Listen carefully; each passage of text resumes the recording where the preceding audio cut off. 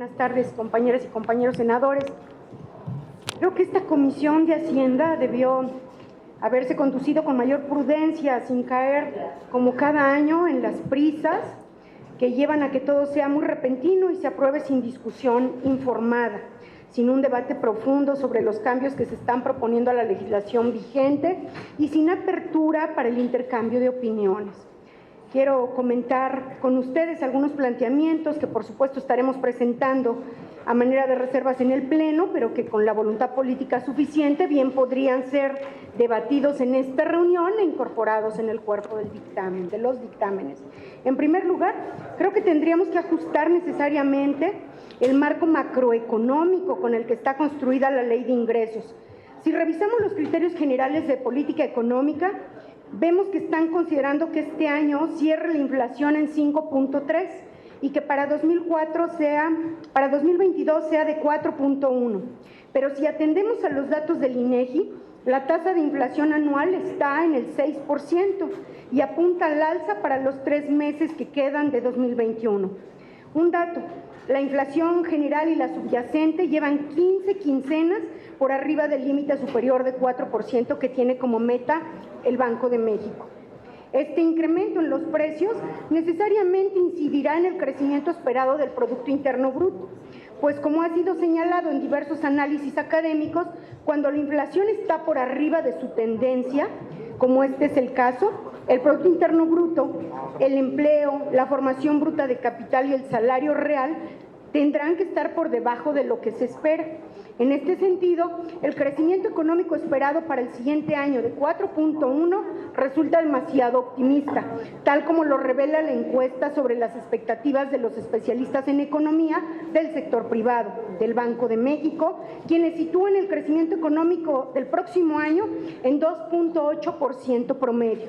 Esto necesariamente impactará en los ingresos presupuestarios esperados conforme a la Ley de Ingresos, pues esa recaudación planteada de 3.9 billones de pesos por concepto de impuestos, misma que representa el 55% del total de los ingresos públicos establecidos en la Ley de Ingresos de la Federación, está considerando como variable un crecimiento económico mayor al que podrá verificarse en la realidad. Necesitamos tener más calma, actuar de manera responsable y revisar a la brevedad estas cifras en una mesa de trabajo donde los senadores tengamos el apoyo técnico del área de las finanzas del Instituto Belisario Domínguez y que los funcionarios de Hacienda puedan mostrarnos sus proyecciones, sus corridas financieras, sus modelos econométricos que sirvieron de base para los cálculos en materia de inflación y de crecimiento económico. Además del marco macroeconómico, en la Ley de Ingresos yo creo que deberíamos incorporar por lo menos 4 cuestiones esenciales que enuncio. Primera, que toda iniciativa en materia fiscal y aquellas otras que se presenten para cubrir el presupuesto de egresos 2023 incluyan en su exposición de motivos el impacto recaudatorio con el apoyo del Centro de Estudios de las Finanzas Públicas de la Cámara de Diputados y con la opinión de la Secretaría de Hacienda. Segunda, que la Secretaría de Hacienda celebre un convenio con todas las entidades federativas para realizar un diagnóstico integral de la situación actual de las haciendas estatales y municipales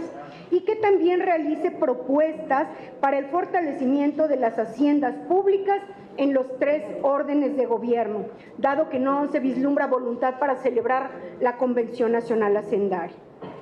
Tercera, que durante el análisis de los criterios generales de política económica para el ejercicio fiscal del 23, el Congreso de la Unión pueda solicitar opinión técnica a Banjico, al INEGI y al Centro de Estudios Económicos del Sector Privado, porque a veces nos parecen que son un poquito, o más bien demasiado optimistas, los cálculos que nos presentan y las proyecciones en esta comisión. Cuarta, muchos municipios de México tienen un gran problema de liquidez para hacer frente a los pasivos laborales, por lo que es necesario que la Secretaría de Hacienda, en coordinación con las entidades federativas, diseñe un esquema de coordinación fiscal en materia de saneamiento de esos pasivos laborales. Me pronuncio municipalista. Por lo que hace a la Ley Federal de Derechos, Tengo también algunas propuestas muy puntuales. Primera, que eliminemos la exención del cobro de derechos por la expedición de pasaportes oficiales a diputados y senadores. Dos, que los ingresos que se obtengan por la recaudación de derechos aduanales se destinen a la Agencia Nacional de Aduanas de México y no al SAT, como viene previsto en la ley. Ese evidentemente es un error. Tres, que los ingresos derivados de los derechos de los servicios de sanidad a establecimientos que presten servicios de hemodiálisis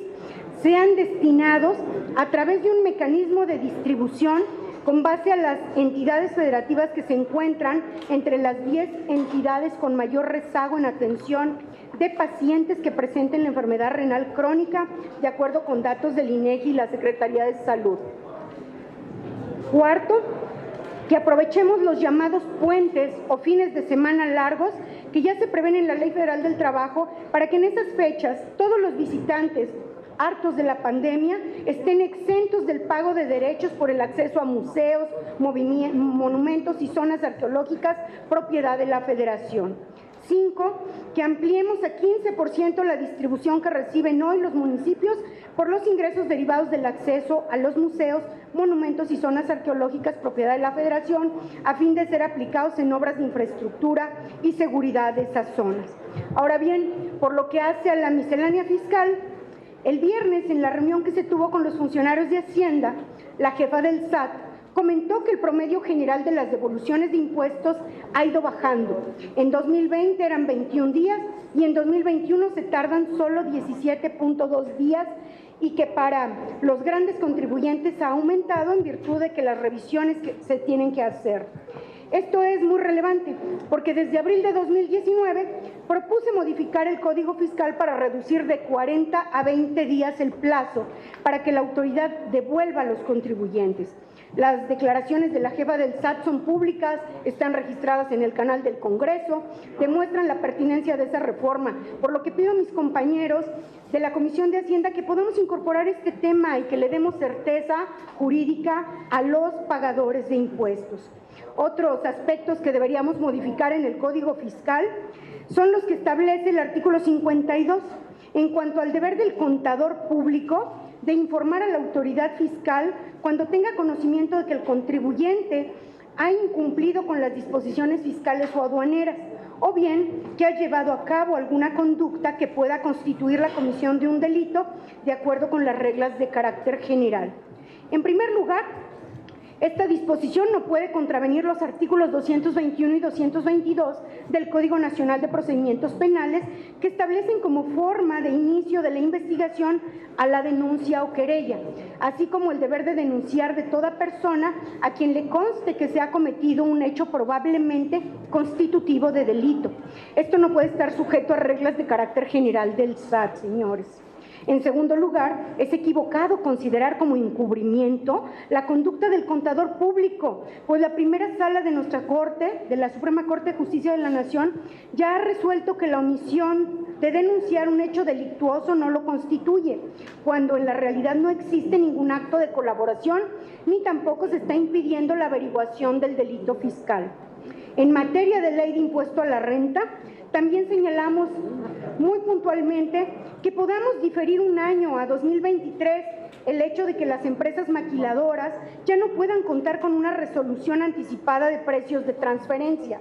En el tratamiento de créditos respaldados a los financiamientos que carezcan de razón de negocios, hay que contextualizarlos para que únicamente se apliquen para aquellas operaciones que hacen pasar como financiamientos el pago de dividendos. En los límites de la deducibilidad de los donativos y de las aportaciones complementarias para retiro, debe mantenerse la redacción vigente. No podemos eliminar de un plumazo la filantropía en este país.